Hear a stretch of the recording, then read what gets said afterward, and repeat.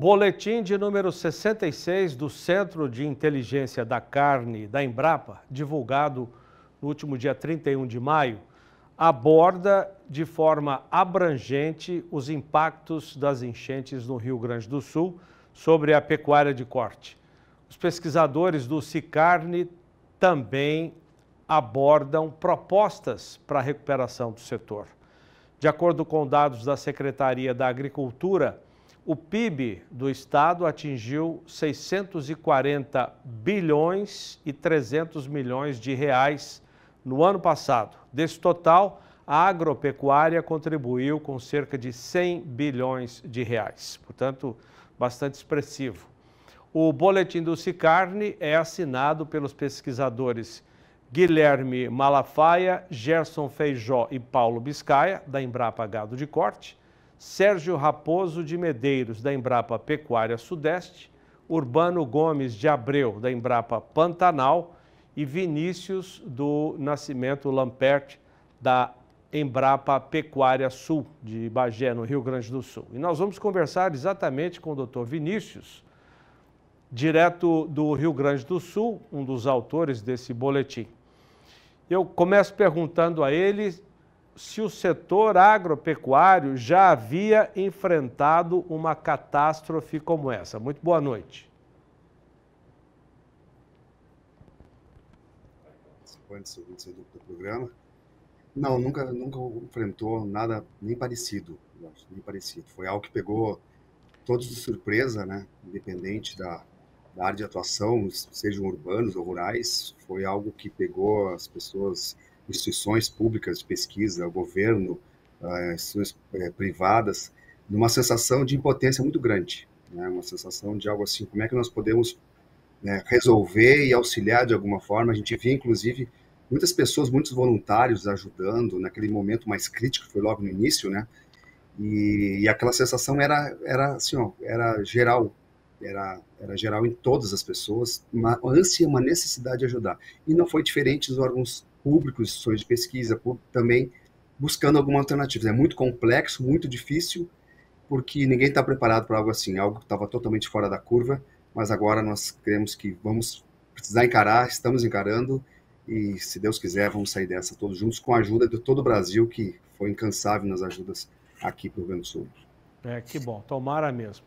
Bom, antes de fazer a próxima pergunta, eu lembro que o boletim do Sicarne está disponível para todos os interessados na internet. Você vai na busca, coloca boletim Sicarne, e aí você tem acesso não só a esse, mas outros boletins que são sempre muito importantes para o setor agropecuário nacional. Bom, nesses episódios todos, houve muitos prejuízos no maquinário, na infraestrutura, com estradas, pontes, atrapalhando o trânsito dos produtos que deveriam sair e chegar às fazendas, né?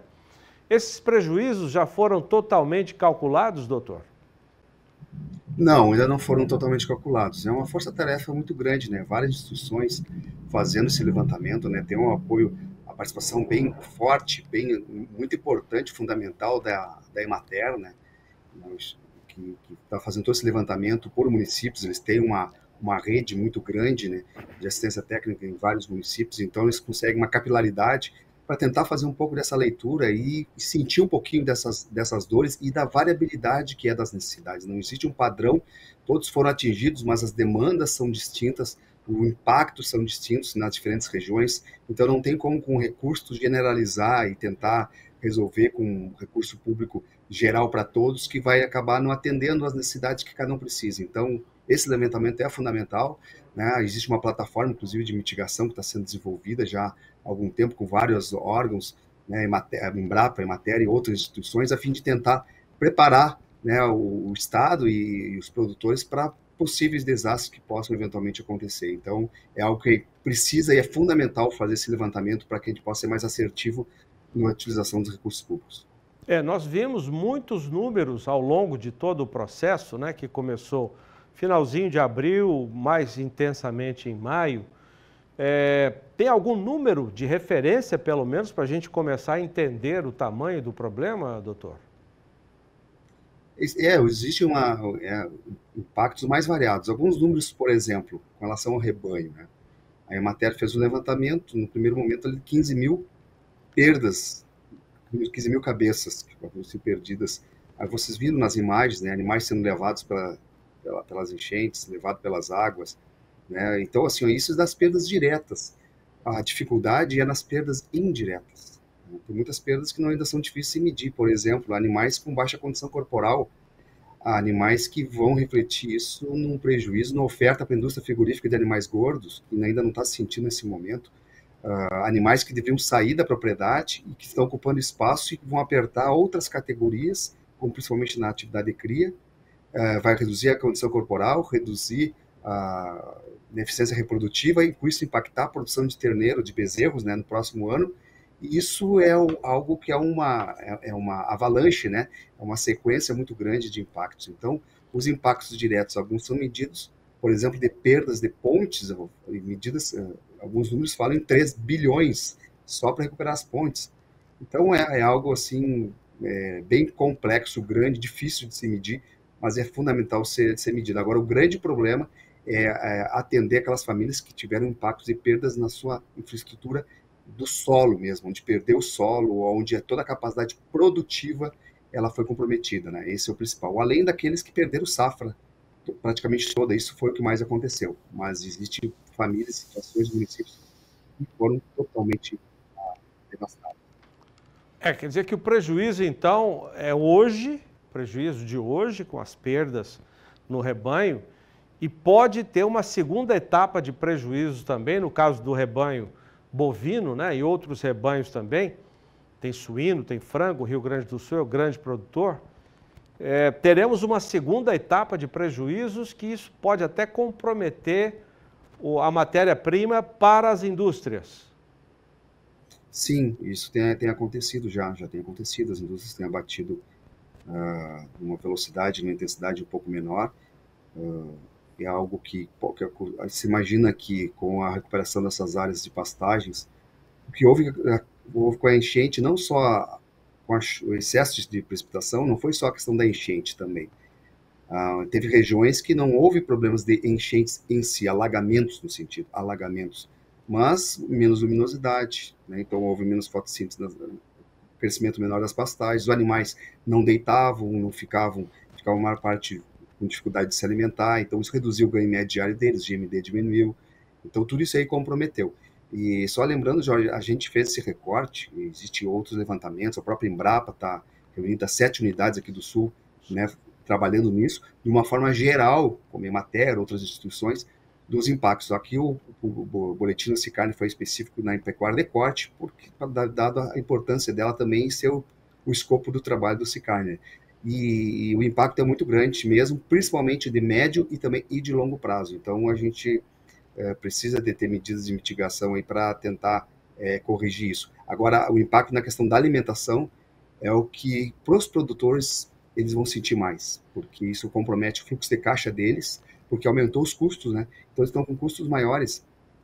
Isso é complicado, porque aumenta os custos de produção deles, a condição corporal dos animais diminui, eles têm que pagar as contas, eles têm que tratar os animais com suplementação, com ração, às vezes estão com principalmente outras atividades, não consegue ter logística de distribuição, nem de entrega, porque não chega, municípios inteiros isolados, não entra caminhão, não sai caminhão, muito tempo permaneceu sem energia elétrica, hoje, né, já está sendo resolvido boa parte. Então são problemas muito graves e que a gente acredita que tem que ser uma força-tarefa em conjunto. Não existe uma instituição responsável ou que sozinha possa fazer.